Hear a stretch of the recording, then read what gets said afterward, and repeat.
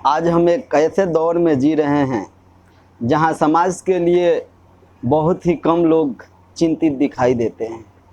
ऐसे ही दौर में मैंने एक ऐसे महान लड़के को देखा जो समाज के लिए बहुत ही चिंतित है। वो ट्रेन में घूम घूम करके देखिए किस तरीके से लोगों को जागरूक कर रहा है।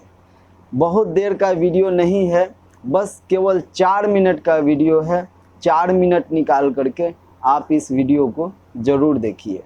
रूप से मिलनी चाहिए, क्योंकि एक बार को आप सोचिए, आखिर उस बच्चे की गलती क्या होती है जो एक गरीब घर में पैदा होता है और उसको बेहतर शिक्षा से वंचित होना पड़ता है। शिक्षा के सामने एक पैसे की दीवार खड़ी है। जो जितनी ऊंची दीवार लांघ सकता है, जो जितना अधिक पैसा शिक्षा पे खर्च कर सकता है, वो उतनी बेहतर शिक्षा पा सकता है। लेकिन अगर एक देश एक है, लोकतांत्रिक देश है, तो शिक्षा भी सबको एक समान रूप से तो मिलनी ही चाहिए। आज परिस्थिति ये है कि एक तरफ तो प्राइवेट स्कूल हैं जो लूट के अड्डे बने हुए हैं। वहाँ पे आप एडमिशन कराने जाएंगे तो सिर्फ एडमिशन के नाम पे ही आपको 10,000 20,000 रुपये देना होगा। और कमीशन खोरी का ऐसा धंधा है कि कॉपी, किताब, टाई, बेल्ट, ड्रेस, जूता कहाँ से खरीदना है ये आप नहीं तय करेंगे वो प्राइवेट स्कूल वाले। यानी आम लोगों की मेहनत की आखिरी कौड़ी उनके जेब से वसूल लेना चाहते हैं। और दूसरी तरफ सरकारी स्कूलों में न तो पर्याप्त टीचर हैं, न पर्याप्त बिल्डिंगें हैं। 2019 का ही ये पुराना आंकड़ा है कि हर 100 में से 52 स्कूलों में या तो एक टीचर हैं या 2 टीचर हैं। और उन्हीं टीचरों के ऊपर जिम्मेदारी थोप दी जाती है कि जनगणना करो, मतगणना करो, पशु गणना करो, तमाम काम करवाए जाते हैं। और 19 के बाद से तब से कितने टीचर रिटायर हुए होंगे और 18 के बाद से कोई टीचर की वैकेंसी भी नहीं है। आप खुद भी सोच सकते हैं ये परिस्थिति और कितनी बिगड़ी हो। इसीलिए हम लोग ये मांग उठा रहे हैं, चाहे कोई राष्ट्रपति का बच्चा हो या किसी मजदूर का, सबको शिक्षा एक समान मिलनी चाहिए और निःशुल्क रूप से मिलनी चाहिए। प्रेमचंद ने अपने दौर में भी कहा था कि एक सभ्य समाज में ऊंची से ऊंची तालीम मुफ्त होनी चाहिए और इसका पूरा खर्च गवर्नमेंट को उठाना चाहिए, क्योंकि हमारे देश को फौज से ज़्यादा आवश्यकता तालीम की है। और शिक्षा से जुड़ता हुआ ही दूसरा मुद्दा हम लोग उठा रहे हैं। दूसरा मुद्दा है रोजगार का। रोजगार की परिस्थिति ये है कि आज सरकारी सेक्टर हो या प्राइवेट, सब कुछ ठेका संविदा के हवाले किया जा रहा है। परमानेंट नौकरियां लगातार घटाई जा रही हैं। इसी रेलवे में 1995 के आसपास लगभग 18.5 लाख कर्मचारी काम करते थे, लेकिन आज उनकी संख्या 12 लाख थी।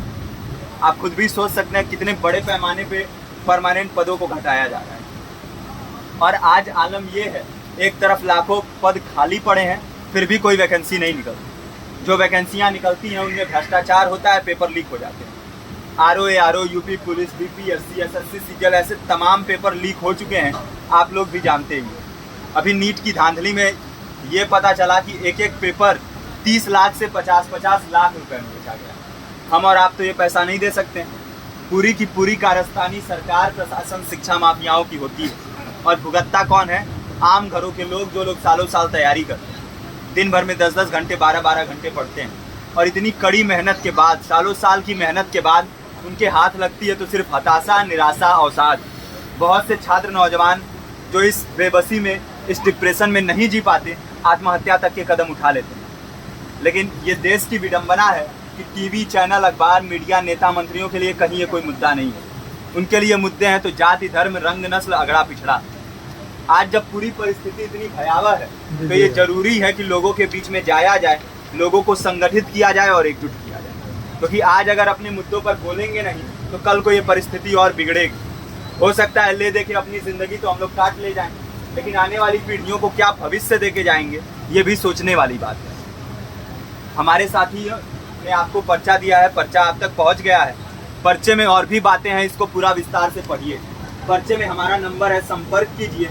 फेसबुक का, इंस्टाग्राम का लिंक है, आप वहाँ पे जाएंगे तो आपको पता भी चलते रहेगा कि लगातार किन किन माध्यमों से हम इस अभियान को चला रहे हैं। नुक्कड़ नाटक, संगीत, शिक्षा सहायता मंडल, लाइब्रेरी, तमाम माध्यमों से इस अभियान को चला रहे हैं और कोशिश कर रहे हैं कि बड़े से बड़े पैमाने पर हर जगह पे लोगों को संगठित किया जाए और एकजुट किया जाए। आपके बीच भी आए हैं आपका साथ और सहयोग दें।